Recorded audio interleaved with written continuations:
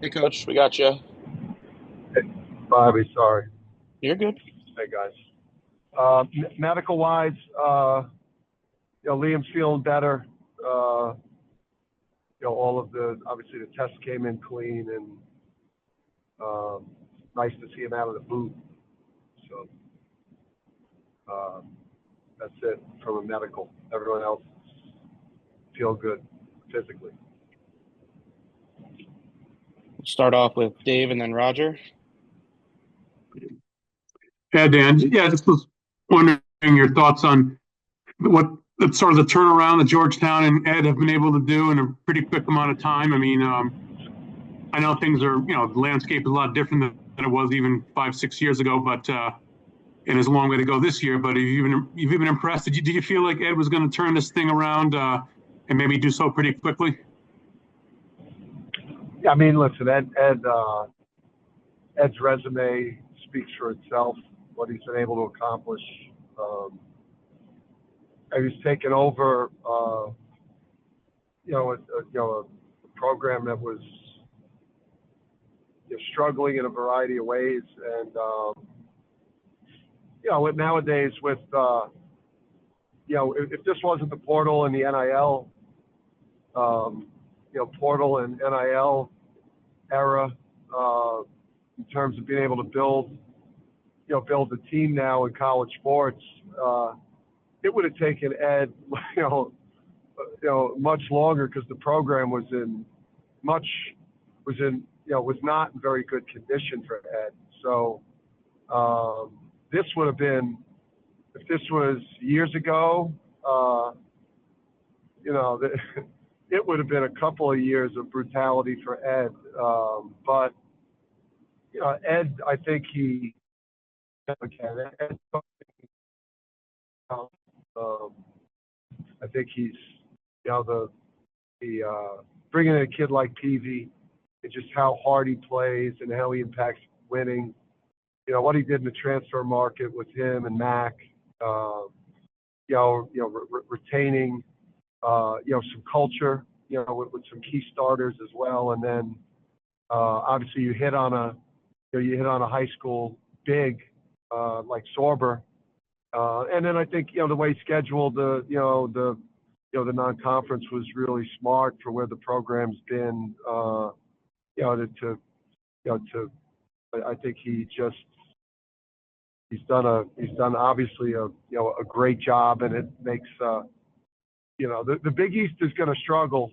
Um, the Big East is going to struggle without Georgetown, without St. John's being like top 25 level.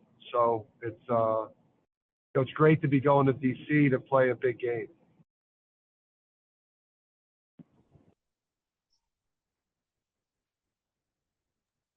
Thanks. Got it. And it seemed like you took the Villanova loss pretty well because you guys played pretty well and you could see some progress there. Is it more about perspective and progress at this point than wins and losses with Liam out? You know what, Roger? No, I mean, yeah. I don't want to start, going with riddles, but I would say I felt worse by the Providence performance. Um, I just felt, really, really, uh, empty, with the way that we played in that game. And, I thought, there were more things to be excited about. Dalen Stewart's production, solos, obviously, we got the defensive things we got to clean up, but, the shooting, scoring, and clutch shots by Solo, our ability to fight back and put ourselves in position to have a couple chances to win a great road game. This is obviously a really good time for people to play us. It's a good time to play us with Liam out. We got to find a way to win enough of these games, again, so that when when he returns to the team, that we've developed more people, and then now we're adding, a great player back to the mix because Liam's a great player. Are the guys down after the loss, and what do you tell them to lift their spirits up or get them refocused quickly? Yeah, I think I think what you realize is obviously the focus is how the game ended, but it's 13 turnovers, a bunch of which were unforced. It's not really Villanova's defense is not a high turnover rate defense, so the amount of times we were just beaten cleanly off the dribble. I think when you go back and watch the film and you see all the plays that could have been made to avoid Alex going to the foul line, with a time bomb in his hands, going to the line down one with 3 seconds to go on the road, is a position that myself and the team could have avoided putting him in, and if we did a multitude of other things well. Thank you. You got it. We got Joe next, then Jaden. Dan, just one quick follow-up along those lines. For Alex specifically, how have you seen him sort of respond? I know obviously he hasn't been in that position, very much. But was he able to turn the page quickly and get back? Obviously his voice is important, but did you see other guys stepping up to pick his head up? Yeah, it's not an everyday occurrence. You don't find yourself, players that go through their entire high school and college career and never have to shoot free throws of that magnitude.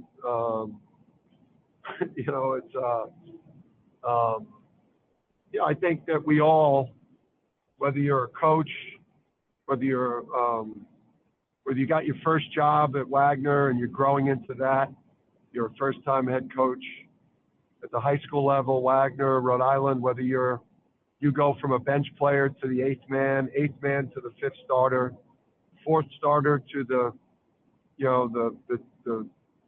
star player on the team, the straw that stirs the drink. I just think, for Alex, he's going to grow into more comfortable as the season goes on. With it being his team and having to deal with that pressure and having to deal with that type of expectation. It's a heavy load that you carry when you win or lose games, and now you're the guy, whether you're the head coach or the star player, or the point guard or the quarterback, and everyone's pointing in your direction when it's over. When you go through that for the first time,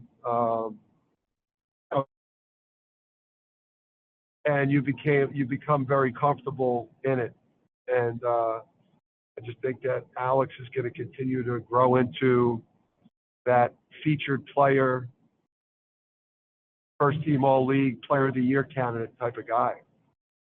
And you mentioned it after the Villanova game that you needed him and Hassan and Solo to get involved earlier. Is that really a focus going into this game, just to make sure that they get some shots up early in the first few minutes or whatever? Yeah, I mean, I thought, if it wasn't for Jalen Stewart in that first half, we would have been down big. I thought, Hassan, who saved us in the Providence game.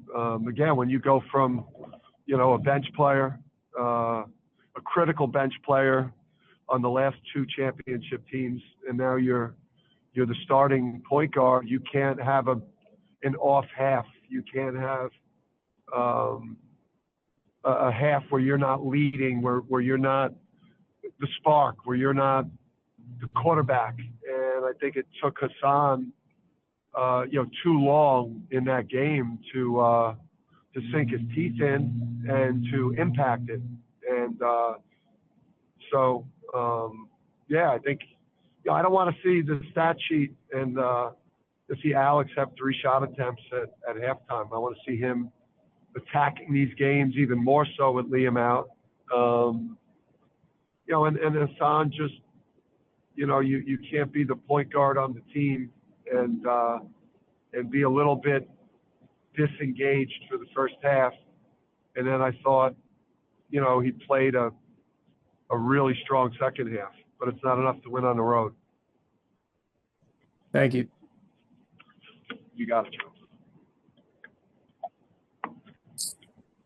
Hey, Dan, how are you? What's up, Jake? Nothing much. How you doing? Good. Just another follow-up on Solo. You've talked about how you've wanted him to develop a little more and maybe grow up a little more now with Liam out of the picture for the next couple of weeks. But in terms of what he's done so far, going from the 8th or 9th player a year ago as a freshman now to maybe the 2nd or 3rd option, where would you rate his candidacy as far as most improved player in the Big East is concerned? Yeah, I mean, the numbers obviously, are impressive. The scoring jump is impressive. The 3-point shooting numbers are, I don't know what they're, top 20, top 25 nationally. It's also making some clutch shots, I think. And what probably excited me, because I think we know, Solo is a beautiful shooter. I loved him getting into the mid-range and scoring on the road, a key basket. I loved him getting to the rim and finishing at the rim. He had 3 assists. We got to get Solo back on the glass. Last year he was on the glass, great for us, especially the offensive glass. And then we got to get his defense. We got to get that 2-way play for him. He's got all of the components to do it. But he's made that huge sophomore jump that I think we're looking for. I think you could see Jalen Stewart starting to make his here. And now we're hopeful we'll keep getting more from Ross too.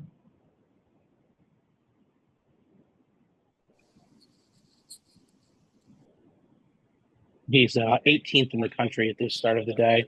We have time for a couple more quick ones. We'll go to Sam and then Zags.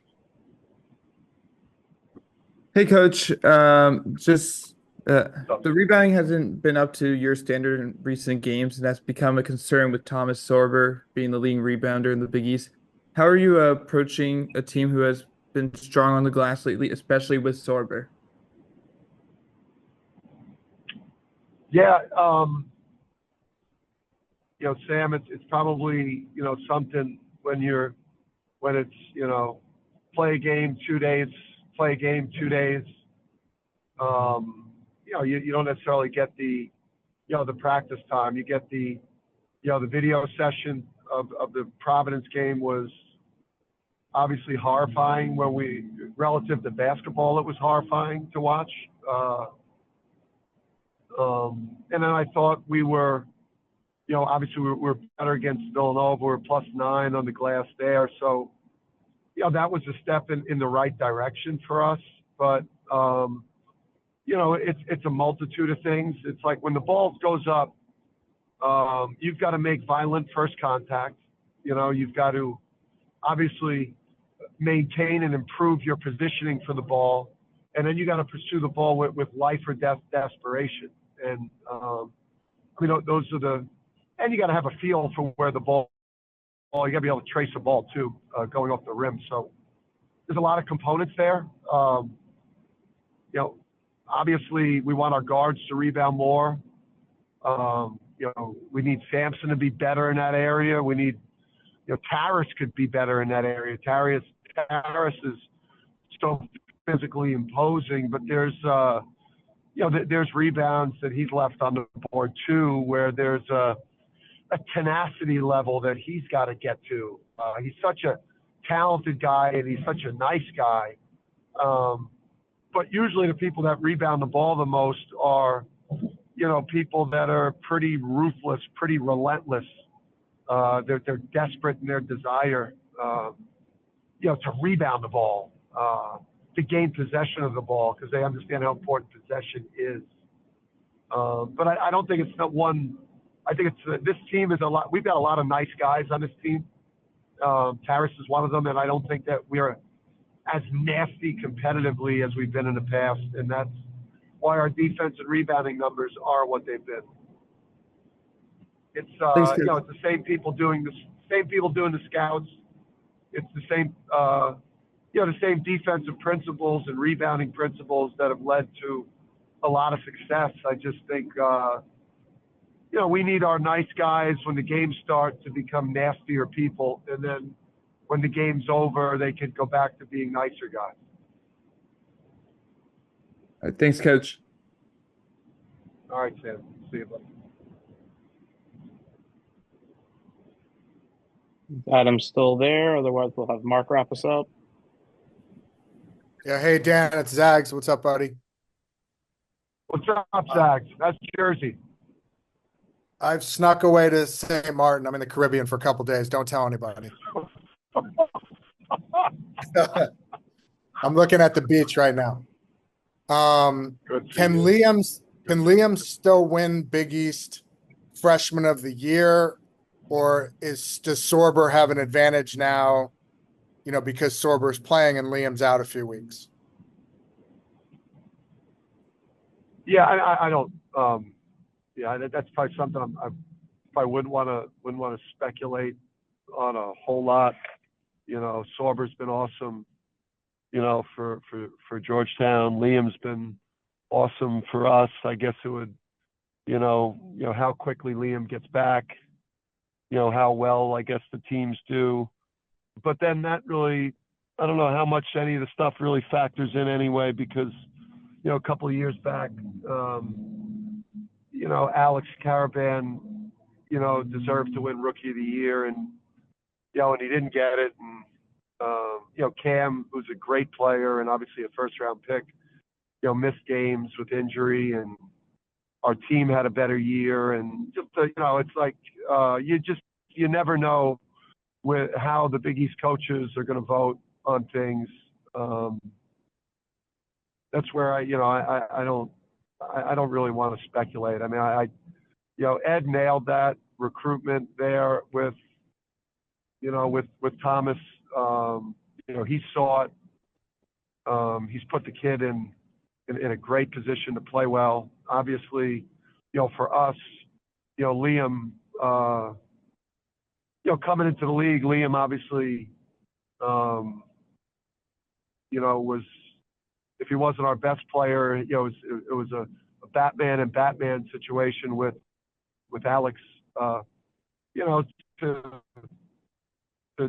put us in a great position coming out of non-conference after Maui. So, just coming into the conference with a 12 net, obviously helps the league. Liam obviously was a great player and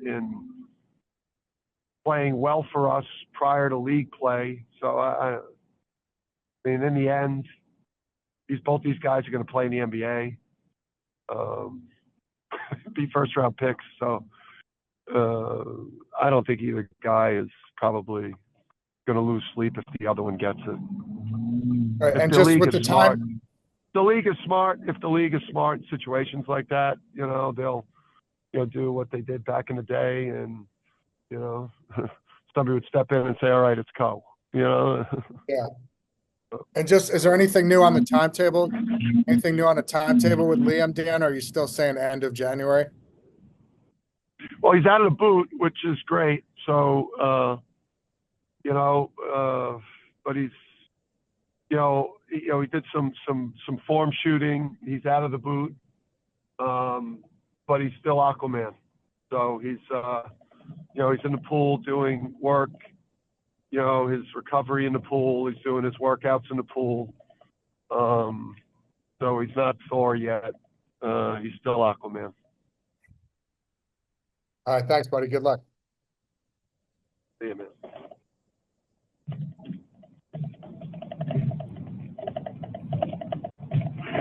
All right, so coach, I had the last question, I Yo. guess. What's up? Ahmad Noel got some run in the Nova game, 6 minutes. Was there something specific you saw in on the road, or is that just is that a thought that Ahmad could get more run in games where you need to add some defensive intensity in the backcourt?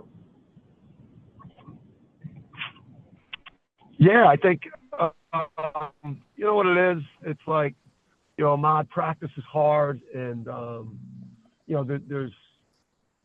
there's room in the rotation with with Liam out right now in particular to to maybe do some things to keep yourself on the court. It's like when you're a young player in a sport that's gotten really really old.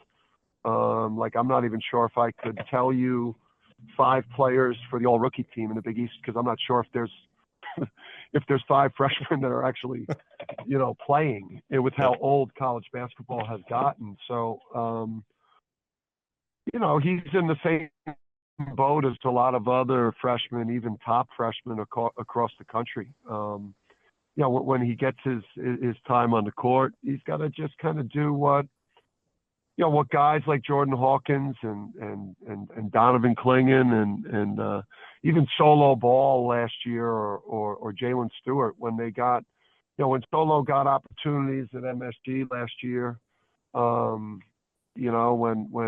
Steph went down, it was, a couple tip dunks and a couple deep threes versus Carolina. It was, in Texas, and when you get out there, you be solid, play well enough that the coach feels like I'm comfortable. And obviously he got close to a 6-minute run in the first half, and we want to play him. We want to develop him. We want to play him. We think he's got a great future.